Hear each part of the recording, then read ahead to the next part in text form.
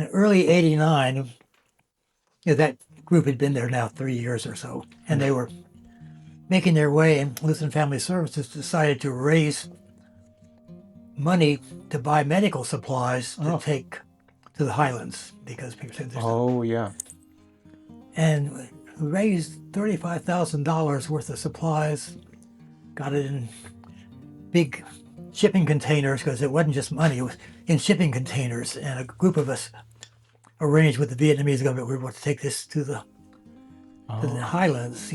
I'm curious, was this involve Kay Reibold with the Highlands Assistance Project?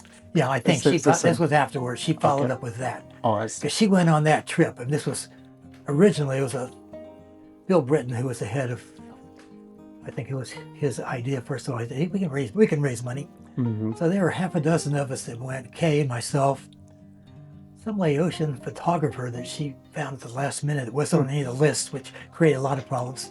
Pierre K'Bruih, because by that point he had gotten his citizenship. We figured he would, could help us, culturally. Well, we got to Thailand. I got ready to go. We're supposed to go to the Vietnamese embassy to get our visas. And they said, well, they're not here yet. We don't know what's wrong. You can just leave the medical supplies here and we'll ship them on. We said, no, we'll wait. And we go back every day. And finally, after a week, they said, okay, here they are now. They were trying to get us to just leave the supplies. So we flew in to what was used to be Saigon, ready to go to the Highlands. And, we were greeted very graciously and placed in a hotel and with government-approved interpreter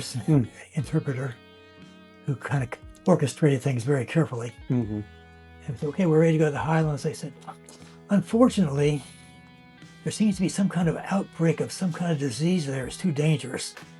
So just leave them here and we'll ship them on up. And we said, no, we'll wait. We need to figure this out because we promised we would deliver them in person. So that went on for 2 or 3 days. And then Pierre contacted somebody he knew in the Highlands he was president of a college, some kind of Montagnard college. So we came down and had a formal presentation of supplies to him on the airport runway. Mm-hmm. And that kind of resolved that issue.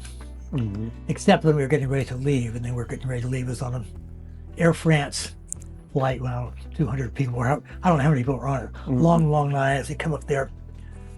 I get through, Kay gets through. Oh, wait a minute, we need to talk to you just a minute.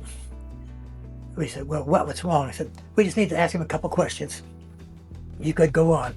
We said, no, we'll wait. I said, no, just go ahead. We said, no, we'll wait. Meanwhile, there's 100 people behind us in the line. We refused to move. And after about 2 minutes, they said, okay, just y'all go ahead. Wow. And Pierre said afterwards, they wouldn't have let him leave.